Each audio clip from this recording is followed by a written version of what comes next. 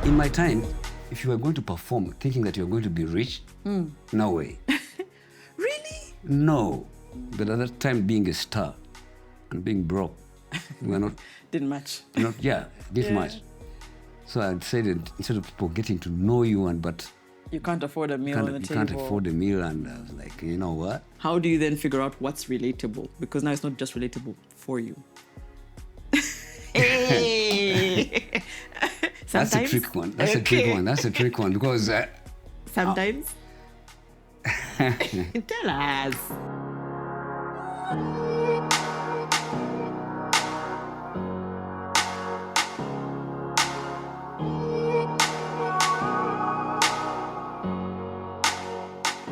Welcome to Home of Our Stars. It's season 2 and it's bigger and it's better. We're getting into the minds of our stars. We're tracking the journey, where they've been and where they are now. By the way, we are bougie. Yes, styled by bougie in our season 2. But today I want to introduce you to someone who is both on and off screen. In fact, three decades, yes, of a career. In fact, I got surprised by where they started from. A writer, an actor, a director, and teacher. Yes, he's actually the reason some of the great talents are on your screen. Kwezi Kaganda Ruhinda. Welcome to Home of Our Stars. Thank you. Do you feel that you're a star? And I'm a star? Mm-hmm. Well, I guess so. You know, I find like creatives are always like humble about it. They're like, rarely do people say, yeah, I'm a star. I'm not saying that I'm a star in the sense that I have to be out there, but I feel like I'm proud of what I've done. Right. So, in my own right. You are. I am. Absolutely. So I said to you, I know your work. Fan Factory said, my work spans back in the 80s. So you were part of the Ebonies. And you say, it's not just me, it's a lot of people who know your career who have no clue about that, where you actually started, where your journey started. And you were telling me you were part of the cream that actually started the Ebonies. What? The drama wing. The drama wing. So you're saying there's the Jimmy Katumba? Initially, Jimmy Katumba and the Ebonies was a musical. Musical, yes. They decided to start a drama wing in 1989. Yes. And that was J.K. Ebonita. And we were the pioneer. So, but basically it was one group. It was one group, so there would be a lot of singing, whenever acting. we wanted to do drama, the actors would come in, and the musicians would come and do their the part. Background music. But if there was a musical, then we would get into act the songs. Once upon a time, I had a girl who I learned to love. Time was beautiful, and it was nice. And at that time, you walked in as actor. Actor. Yeah. Yeah. And how do you even get into this? Was it something you're like, I have a talent, I've been doing this? Did somebody spot you? Even with the Ebonies, how do you start? Because that's what I was studying. Yeah. So when you said you went to Namasagali to teach, you didn't start there as a student, did you? Who? You said you went to Namasagali to teach later on. But where were you studying this? I was in Namasagali Maisu 1. Why that school brought the cream of all talents? What was it? What kind of teaching was there? Because the people who went through Namasagali and got, taught, till today, there's something about them. I think about the thing about Namasagali and the way the education was then, because it wasn't really about academics. The books, No, it was what you could do. So if Father Graham identified that you're a good swimmer and you dodged swimming, you'd be in trouble. If you were a good basketballer and you dodged that, you'd be in trouble. But if you're weak in a certain subject and he feels like that's not your fault, it was okay. Just do what you're good at. Exactly. Right, and yours was acting at the time. Yeah. So tell me, the Ebonies, your journey was 89 to... 90, I think 92. 92. Yeah. So when you left that, you went into teaching straight away. Yeah. Why run away from the screen or the stage? Well, at that time, there were some challenges. As an actor, at that time, it was a little bit sad for me. I'll be quite honest with you. At that time, if it was during this time, my life would be different. But at that time, being a star and being broke, we were not... Didn't match. Didn't match. So I said that instead of people getting to know you, but You can't afford a meal on the table. You can't afford a meal, and I was like, you know what? It's not worth it. It's not worth being a star if you can't afford anything. So I decided to go. Let me be humble and what Retrace I can. my steps. Yeah. But why teaching though? Teaching. Yeah. First of all, Father Grimes was my lecturer at the university. Yeah. First of all, he was my headmaster in the beginning, but eventually was my lecturer at the university, teaching us aesthetics and all that. Right. So I had a relationship with him. Right. So when in Amasagali, they used to have an annual production every year at the National Theatre. Right. So they would prepare for that production. So initially, he invited me over to help out with producing his plays. So I would go there and direct, help him put the plays together. But eventually he told me, like, why do you have to be, why don't you just come and stick here and we do this together? And he provided me a better opportunity. So I was like, you know what? Why not? It's more peaceful. Let me just Than do a this. broke actor. Yeah. Sometimes going back to oblivion when you've lived a life on screen, especially for real deep creatives, can be tempting to just stay in the shadows because it's nice, it's comfortable, it's quiet. But something always calls you because you're a creative. You want to create things and you want to see things come to life.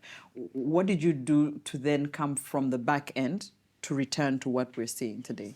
How long has this been standing? 7 years.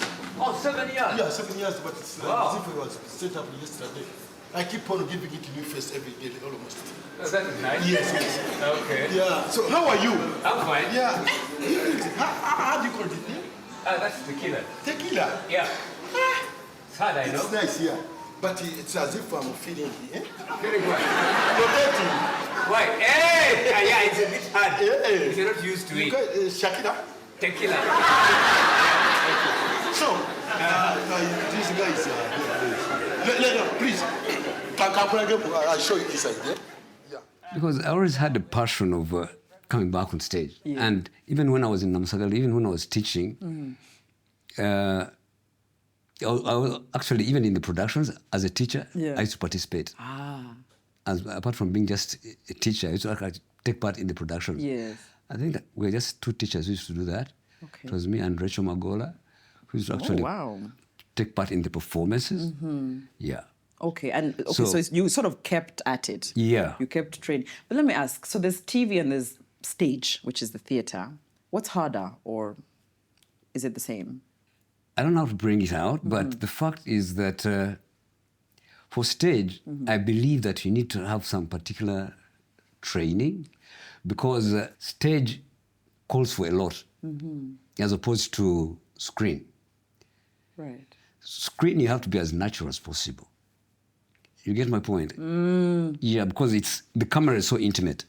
It can capture the tiniest detail. Yeah. But on stage, you have to do some gestures, exaggerate, do what. And for you to do that, you need to know when to do that. The actual drama comes out on theatre. So it's not That's about why easy it's so or hard hard. to transition from stage to film. Because then you're doing a lot. And yet the They're camera, overreacting. first of all, they're like, your hand is out of the shot. Yeah. Bring it back. I hear you. So it's not about what's hard or easy, it's just different. It's just different. Okay, so that means you wouldn't have a preference. If I put you on a stage versus putting you on a TV production, you wouldn't say, I prefer to do this versus this. Personally, I prefer stage. Really? Yeah. Stage is exciting, it's fun. You man, what do you do at the police station? Here, my role here. What is your role? My role here, I'm just like a gopher. A gopher? Yeah. Go for this, go for that, go for this. That's what I do. That is what they call a gopher? Yeah. When people need my help here, I come. If they want stapling machines, I go out, bring them. Are you registered? Are you a registered police officer? No, actually, my dream was to become one, but I failed. But I decided to stay around here. Okay. Because you're performing to an audience and you're getting feedback. Immediately. And that for me is thrilling. But on camera, you're acting and you don't even get a feedback. You don't know how people are going to react to your performance. But Kwezi, isn't that a problem? If I'm with an audience as it is and then nobody's reacting or nobody's laughing or clapping, I could sort of retreat and not know what to do on a stage. Yeah, but you see, that challenges you more Right. to do your best. Next time. Yeah. How do you help? Let's talk about talent, because you've been in the industry for so long, and even being in the back end and teaching, it means a lot of talent has gone through your hands. How do you spot? Because sometimes someone says that person will do something, and I'm like, Kwezi, really? I don't see it. But your eye has seen that this Flavia is good at something. Yeah. How do you spot talent in the first place? I think talent speaks for itself. When somebody is talented, like especially when it comes to acting, you can tell from the word go. Really? And I believe that there's so many talented actors in Uganda today, but the biggest challenge is that they are never given an opportunity to showcase. And that's the challenge that most young artists have today. The opportunity. The opportunity. Really? Yeah. So I thought it was the discipline and the training that's lacking. So not so much? That counts as well. Okay. Discipline and training. But you see, it's because our generation was different. Our generation performing wasn't just... That's why we managed to perform anyway. Because we never used to earn out of it. It was a passion. Nobody cared. It was, I enjoy doing this, I'm doing it. Because if you... In my time, if you were going to perform thinking that you're going to be rich, no way. Really? No. You performed because you loved it. It's like when we were still young playing soccer, you'd go and play the football. You never earned out of it, but you'd enjoy playing the game. Doing it, yeah. And that's what we used to do. Because like today, I can assure you that there are people who are living on art 100%. In my time, you couldn't. Nobody? Nobody. Very few. But people had to have alternative jobs to sustain them.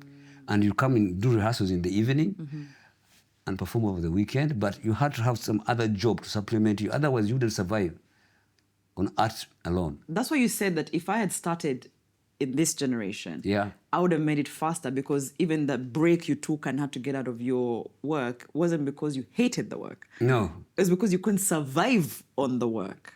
That's unfortunate. That there's talent that, okay, maybe today, as you said, people are okay, they can survive. But isn't that sad that there's a generation that would have gone so far but didn't, because there was a survival, instinct in them that they had to survive, whether they liked it or not. But then also you had an advantage because you were growing on, I just like the passion, I just like what I'm doing. Doesn't that lack now if there's money involved? Because, my passion is what you pay for. You and I, we can start something fresh, What? Yeah. Away from all this hustle, something different. Can we? I can't leave. I'm sorry, I can't leave, and neither can you. Come on, Oscar, I can't leave your family in such a mess to face alone. Sanyu, you sound like my mother now. Hey. Not necessarily when people were doing it in your generation where the passion was just a passion.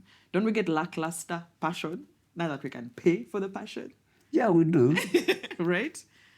But in our times, it was really totally different. Yeah. I can assure you, the people started with at campus.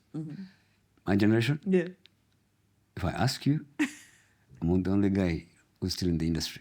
People have diverted into other things completely. And they were so talented. But they decided, you know what? It's okay. It's okay. And they deviated and did some other things. Right. Yeah. So you are part of Fan Factory. Yeah. I need to understand, Fan Factory is sort of like an outfit. It's a group of performers. It's a group of performers. Writers, comedians, actors, and everybody? Yeah, it's a mix, but basically what we do as Fan Factory is we do comedy. Right. That's the base of That's the base. That's how we get together. But we have different talents. Yes. We have people who are radio presenters, people who do other things. But what brings us together is come and do that comedy. Who is marrying who? No, I'm telling you, we just asked for a contribution. Mr. Mugula. His problem was the way he retorted to the teacher. He attacked and adamantly refused. Who refused?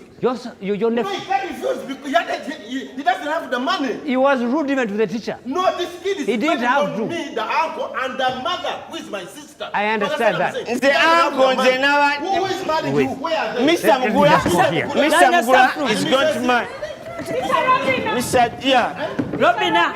Nze uncle. Mr. Mugula is marrying teacher Robina. Yes. So they made us suffer. Well, where are they? Mr. Mugula! Stop, uncle. To say what? It's very stupid. Your brother is here causing chaos in the whole school. Nze naganye kuwayo nga bajja kwawukana. Send them adults in. Atabukidde abaana bonna. It's hard to see a group of great talents, okay, I say that lightly, stars, who come together and are able to survive. It's almost like there should be a man-eat-man situation, but it's not there. So I want to hear about that, but after the break. Despite all the challenges that I've gone through, if you told me to go back and choose another life, I would still choose this life. But aren't you tempted to start editing what they're doing because you've been a teacher in their talent? Even in the productions, as a teacher, I used to participate. There are some people who have potential and they're talented. But the thing is, why do you want to do this?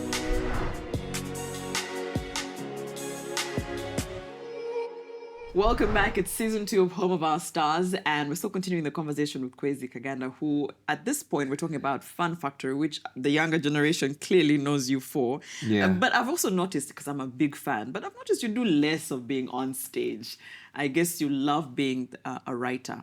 So before we get to other things you've written, so I was saying that when you have so many talents, and by talents, stars, people who are successful in one place, what's the magic? How are you keeping everyone's egos at bay and just the talent to rise? In Fun Factory. Fun Factory.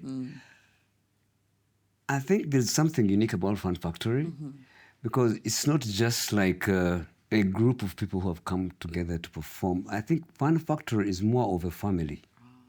It is a family because we care for each other. We know each other, even know each other's families. And we treat each other as a family. Right. And I think that's what makes us stick together. Because even when we have differences, we sort them out. As a family. As a family. So it's not like that we don't have differences. We do, plenty. But as a family, you don't fall out. When you argue with your brother, you make up. You are now angry? I'm not angry. I'm just trying to figure out what to do with you. Because right now, I'm really pissed. You are? Yes, I am. You said let's talk to your man. I'm pissed.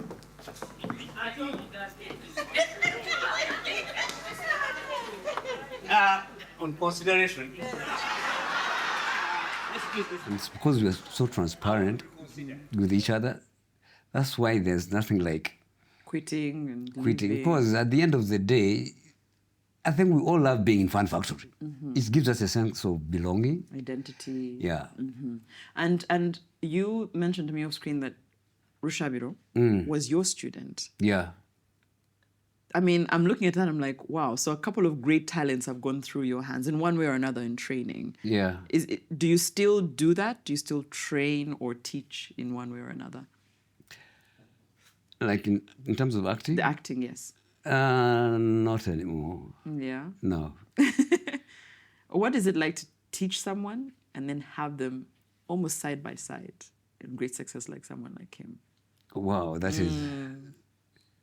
I have guys like Frobisher. Frobisher was a student as well? Yeah, I actually grew I up think with you are the Frobisher. secret source. That is for great talents. Yeah, Frobisher. I grew up with Frobisher in Naguru, so he was like a kid bro. Took him to Namasagali, and then Nurtured what was there. Those Tindi, all those were my... You're too humble. Huh? You're too humble. That's great talents from your hands. But and it's lovely when I'm working with them today and I see the guys I used to teach and actually become someone now. On stage they're doing something great. It gives me a lot of pride and artistic satisfaction. But aren't you tempted to start editing what they're doing because you've been a teacher in their talent? Editing how? Yeah, you know how they're doing something, but because you've taught them, aren't you tempted to still almost teach and tweak what they're doing? Yeah, but you see, the thing is that these guys have an independent mind, and when they're so creative that actually you feel like you give them the liberty to explore. Right. And they discover themselves even more. And they even perform beyond your expectations. Because if you let them, but if you try to... show them where to go. Yeah, I think you're kind of hindering their creativity. Let them do whatever they want and see how it works. But if it goes wrong, that's when you can actually come in. Well, I think that's not working for you. Yeah. But I'll always give you an opportunity to explore what you want. Yeah. you said a lot has changed from the 80s until now. One of the things that has changed, of course, with Power Magic Prime and everything is the fact that this platform for content, local content, chance for creators not to just create and keep, we now get to see. And you were part of the writers on Sanyu. And when you create something of that nature, knowing that now you're creating for the world gets to see what you're doing. Is there a difference, even if you were creating just for maybe 10, 30 people? Yeah, there is a difference. Yeah. You see, when you're creating for stage and it's not a big audience, but it gives me a lot of pride when I go out there and hear people talk about Sanyu and they're enjoying it. I go like, okay, I'm doing something contributing towards society. Yeah. But if it's a small audience... So you write with the audience in mind? Not really. Yeah, but at the same time, you need to understand that you owe your audience something. A good story. A good story. So you don't want to take them for granted. You have to respect them as well. And like whatever I give them should be worth their time. Yeah. I need to know from a mind of a writer, when we say local content, I've always said, please don't say local content and say Uganda. Like, just turning a few words into Uganda doesn't make it local content. Sometimes it's telling a story from a Ugandan perspective and someone looking on screen and saying they see Sanyu and they can see that story anywhere in Uganda. What is it like to be part of, people who write such things? You're part of sort of transforming the local content, telling our own stories. And is it really hard or easy to tell our story? Do we even have a story? For me, to be quite honest, there's nothing else I know. But our story? Yeah, because that's who I am. These are our stories. I mean, I'm not the kind of person who's going to write something like Chinju in Uganda, whatever it is, because it's not who we are. Actually, for me, what I want to do is to write stories which are relatable, so that people can actually feel like, okay, this is my story, identify themselves in those stories.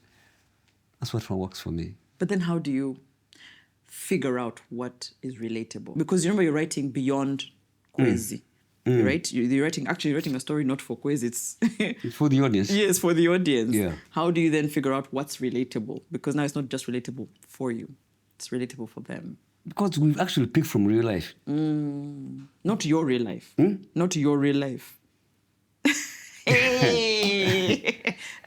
That's a trick one. That's a trick one because... Sometimes? Tell us. That's a tricky one. Yeah? That's a really tricky one. Because the certain stories I write and I feel like I can write so well because I've been there. I'm in the hostel. The hostel. I'm in the hostel. Hope, hurry up. Wake up. This is not Romeo and Juliet. Let's go to the police station and you make a statement. You are the caretaker. Why don't you just go and talk to those people? You know Hope is innocent. Number one, I am doing my job as a caretaker. I'm taking care of this.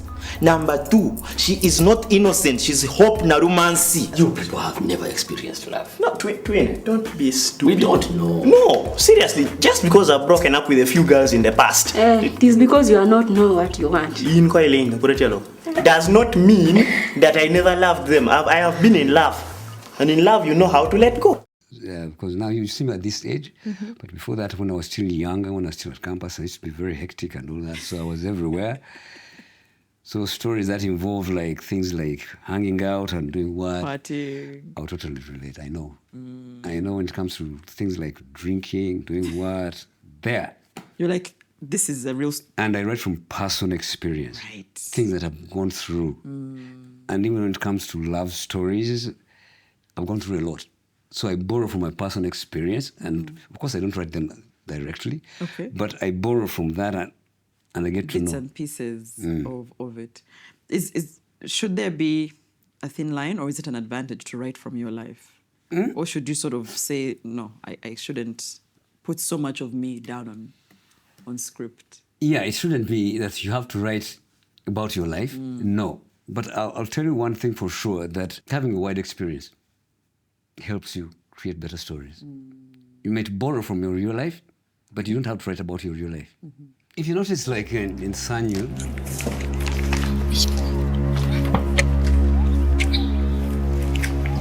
nakugana okweyingiza mu bufumbo bwange bwesonyiwe fa ku bbaawo n'oyo omwana gwe weetisse saagala kuddamu kulaba ng'okolagana ne Nalweyiso era bwe tutuuka wali ku Nile awo ng'okwata ekkubo erikuzeewuwo owulidde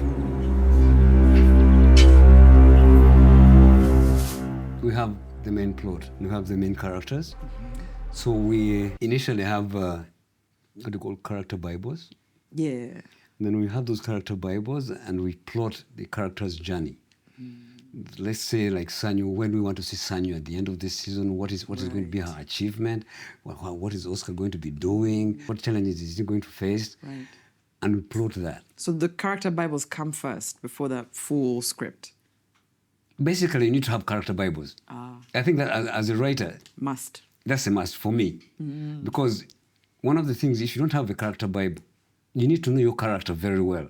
You need to know that this is Kwezi, he likes this, he acts like this in such a situation. Yes. This is his temperament, these are his likes, these are his dislikes. This is the kind of guy he is.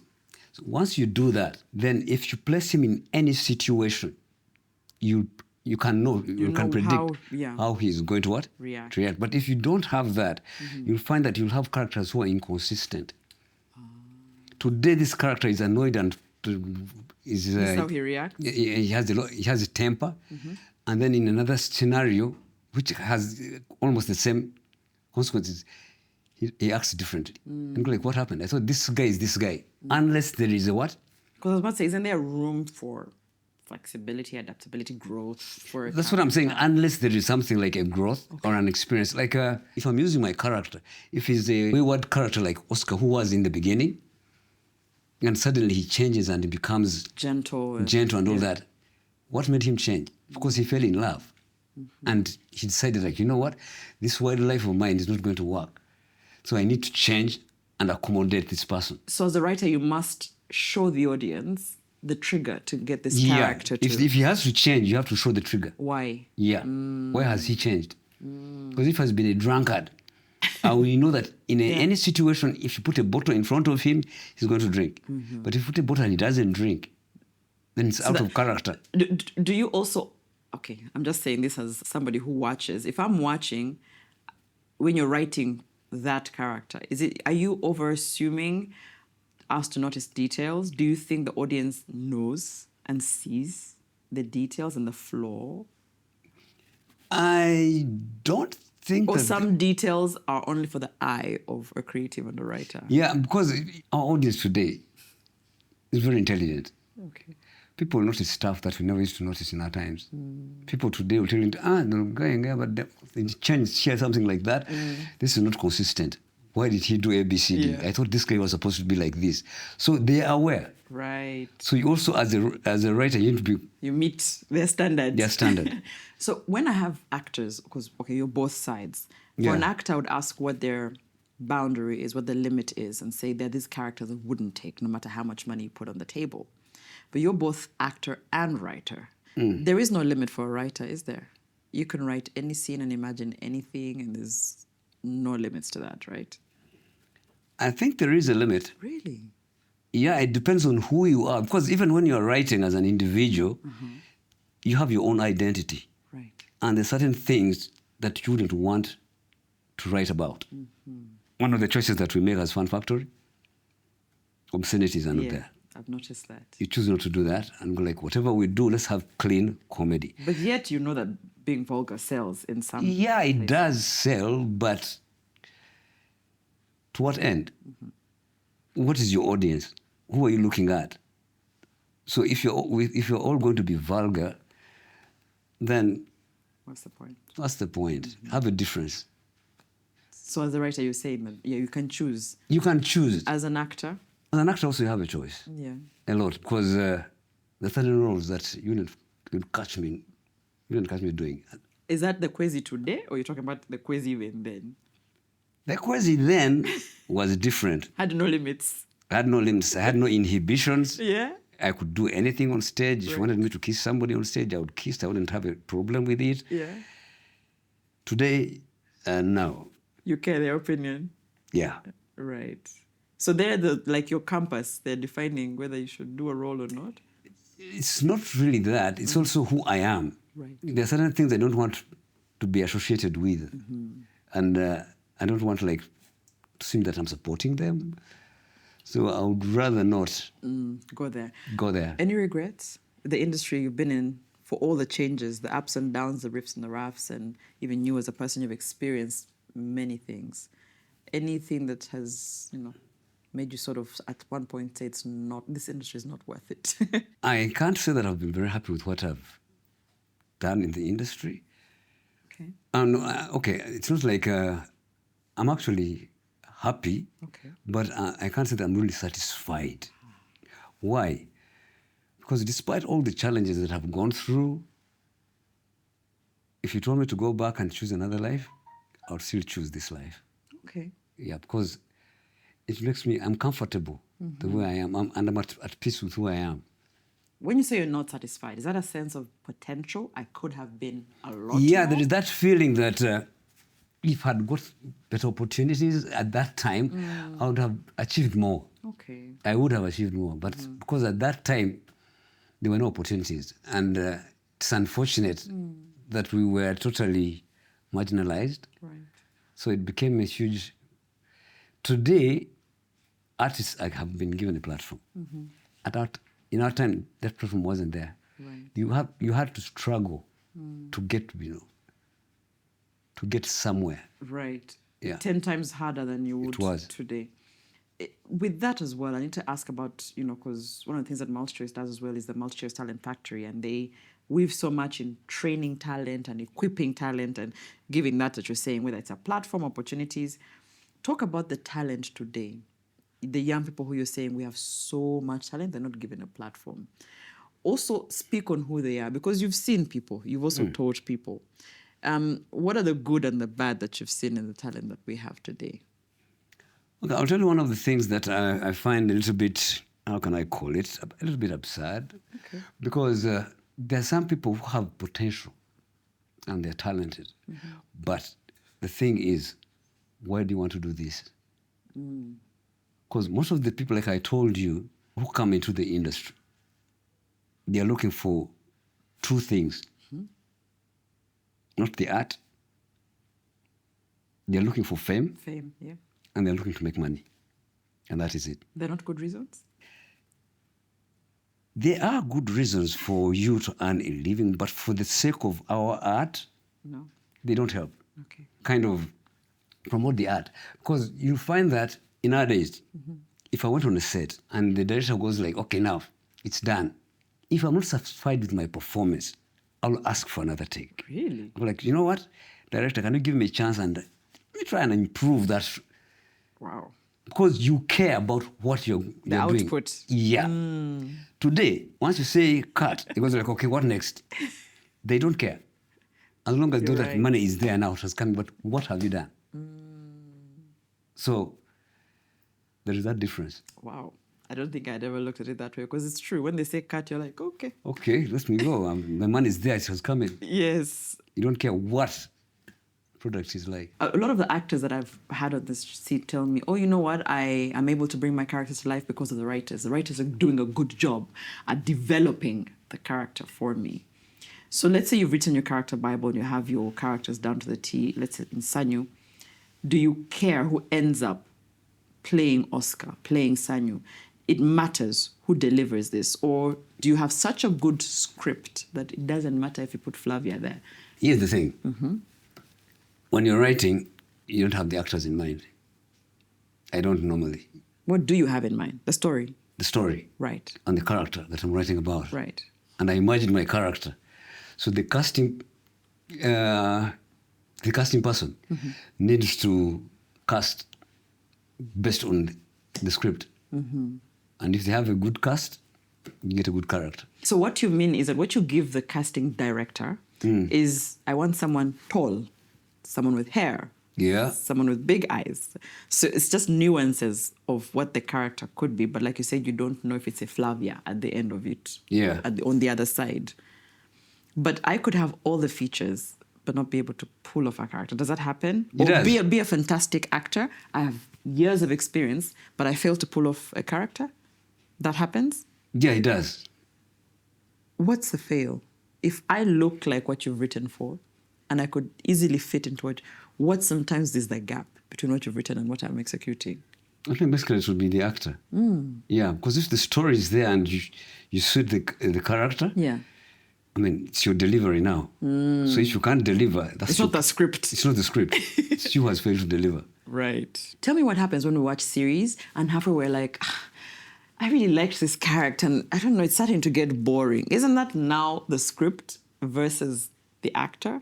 At some point when the story starts to lag for a particular character, if I start to fall out of love with the character I've liked because maybe they're starting to bore me. When we say that, what do we mean? Is it the actor or the storyline? When you say that, that's basically the story. Yeah. Because as a writer, it's your duty to keep your characters engaging. If you don't keep them engaging, then that's your problem. Let me say drama. Drama is about conflict. Yeah. So if you put your characters in a place where they are comfortable and you don't give them challenges, they become boring. Yeah. So you get used to like... that's why you find like people keep on complaining that why is Sanyu not kind of what? Why is she always in trouble? And for me, the belief is that each character has to have something they want to achieve.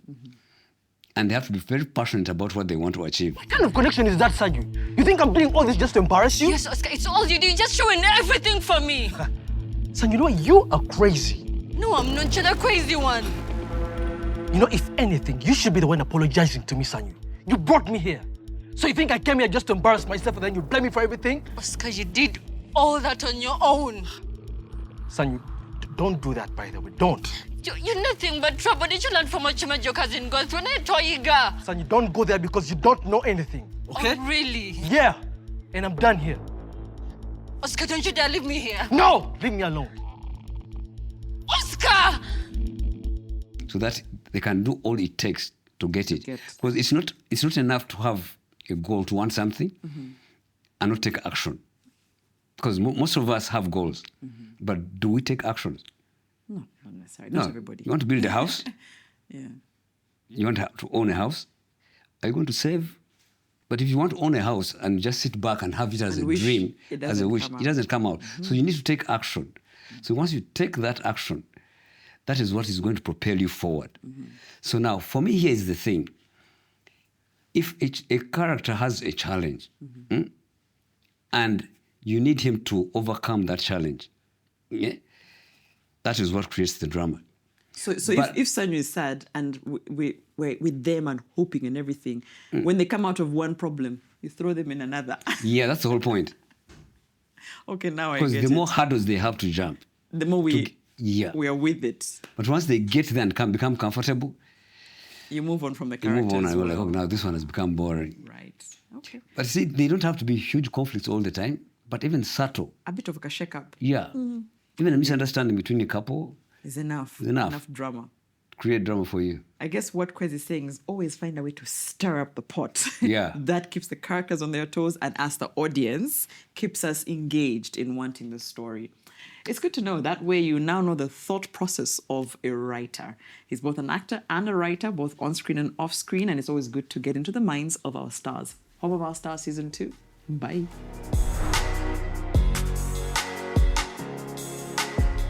The MultiChoice Talent Factory is a shared value initiative that provides a platform for creatives in the industry to develop talent and to also share on their shared passions. Now, it also boasts of an online portal which profiles and connects the African film industry on one platform in one place. The MTF Masterclasses are what you would call the best in-class workshops for all professionals in the industry and are facilitated by professionals or experts in the industry. The next call is June 2024, so look out for that.